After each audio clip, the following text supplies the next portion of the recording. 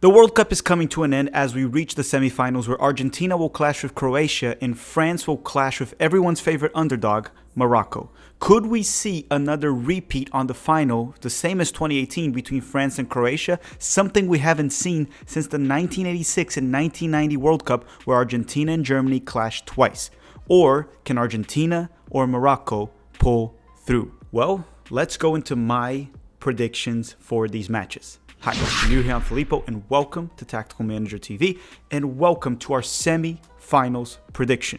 The last one, the quarterfinals, I was 50% a profit and 50% a fraud, as I got two matches perfectly correct, the scores and everything, and the other two, I completely got it wrong. But before we start, I have a question for you. Ronaldo ends his World Cup career with 0 knockout goals.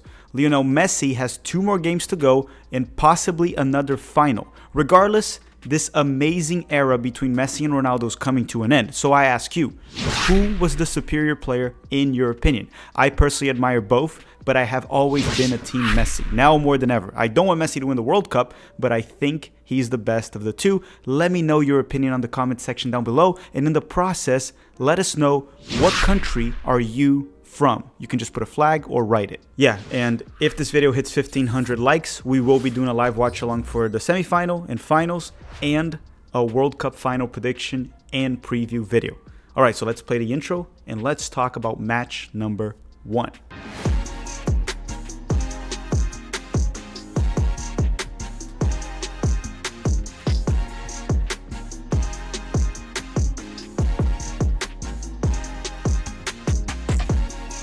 Match number 1 is Argentina versus Croatia to be played this Tuesday, and we will be doing a live watch along for that specific game here on YouTube. But what do I think will happen? Both of these sides clashed all the way back in the 2018 World Cup during the group stage with a massive 3-0 victory to Croatia. What does that game have to do with this one? Absolutely nothing. Nada. For many reasons, but I firmly believe that Argentina right now is a much stronger side than they were back in 2018. While Croatia might not be as strong as they were back in the 2018 World Cup, they are equally as hard to defeat as they were back then. And look, as much as it hurt me to lose to Croatia, if you're new here, I'm Brazilian American, so it really hurt to see Brazil lose to them. I must give them full credit for that win. There's no doubt in my mind that Brazil were the better side, but Croatia was effective on defense and were able to hit Brazil in transition towards the end when it mattered.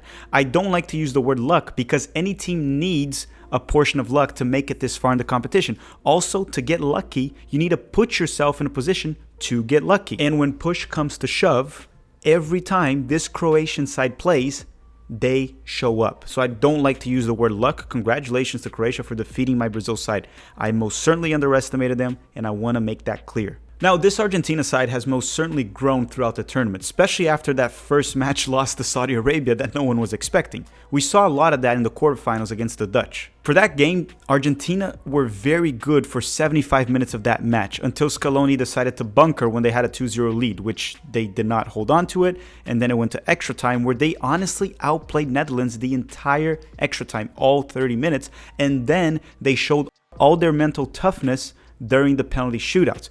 Emi Martinez is a world-class goalkeeper and one of the best in the world when it comes to penalty shootouts. Enzo Fernandez has really stepped up in the midfield and played a crucial role, being possibly their best and most important ball-playing midfielder. That's, of course, because I don't consider Messi a midfielder. Now, Lionel Messi. Yes, Messi. Where do I even start with this guy? Let's put it this way. Outside of the Poland game, he has scored in every single match this World Cup. Plus, he had that wonderful assist to Molina against the Netherlands. He still has it, and to a certain extent, he is still carrying Argentina in the 2022 World Cup, as he did in previous cycles as well. But this time, he has an actual team fighting for him. And we even saw a little bit of Diego Maradona inside Messi with all the trash talk back that he gave to Louis van Gaal. Honestly, I liked it. But how will Scaloni set up to face Croatia? Look, I don't know. Maybe he will go with the back three that he did against the Netherlands with Otamendi, Romero, and Lisandro Martinez in the back line, or he will shift back to his 4-2-3-1 formation. It really depends if he thinks Croatia will press them or not, which they did press Brazil. And if that's the case, I think we're going to see Argentina line up in a 4-2-3-1 formation, as we've seen throughout the tournament, and sometimes it looks like a 4-4-2 because Messi almost plays the second striker, floating a lot. As for Croatia, I expect them to set up the same way they did against Brazil, and truly what Argentina has to watch out for is that midfield. Kovacic, Modric, and Brozovic might be the best midfield left in this World Cup. Seriously, if they are allowed to play, and if you give them time and space, they will punish you. But not just that, Gvardio has been one of the best center backs all tournament long and arguably a top 10 center back in the world. Rock solid on defense, great on the ball, simply world class. The Croatian side is tough as nails. A lot of these players grew up during the Balkans War, including Modric. They simply do not go down easily, and I learned that the hard way when they played Brazil, and I underestimated this side. Now, teams aside, Argentina has Messi, one of the best of all time, if not the best player of all time, and Croatia has Modric, one of the best midfielders of all time, if not the best. I mean, the guy won a Ballon d'Or, took Croatia to a World Cup final, maybe to a second one right now, has 5 Champions Leagues with Real Madrid. What else do you want from this guy? Thinking about it, he might be the best midfielder of all time. He's probably all the way up there with Zinedine Zidane and many other legends. What is sad about this game is that this is where it ends for one of these two legends. It could be the last World Cup game for Lionel Messi or for Luka Modric. At least not the game, as they will have the third place, but you know what I mean.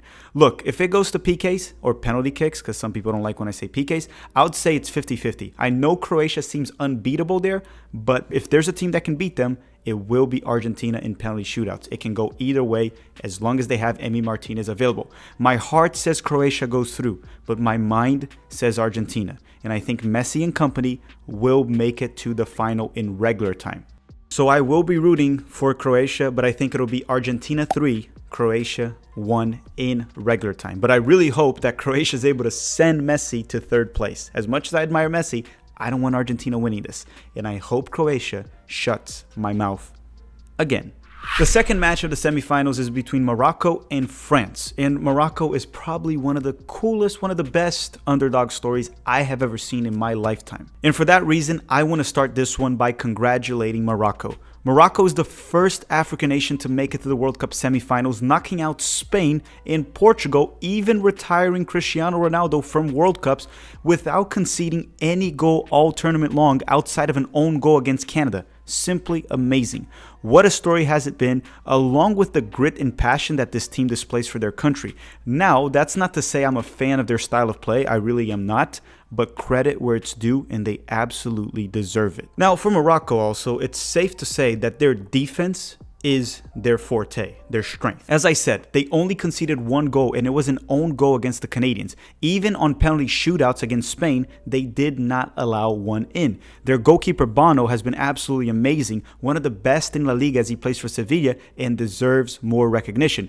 Amrabat has been key in the midfield, protecting that back line and progressing the ball forward in transition, along with many other players. But I must highlight that what will be very important is the return of Mazraoui, if he is back. The Bayern fullback was not available against Portugal. They still managed to go through against the Portuguese team, but him being back against France will be key, and he is questionable at the time of this recording. I must also mention Hakimi and Ziyech. They are still the biggest talents of this team in my personal opinion, and a good performance from both will be crucial. Ziyech mostly on the offensive end and Hakimi on both ends in transition, and of course, the matchup between Hakimi and his teammate Mbappe could be a deciding factor in the semifinals. Hakimi needs to be very careful when he goes forward so he doesn't leave space in behind for Mbappe to hit them in transition.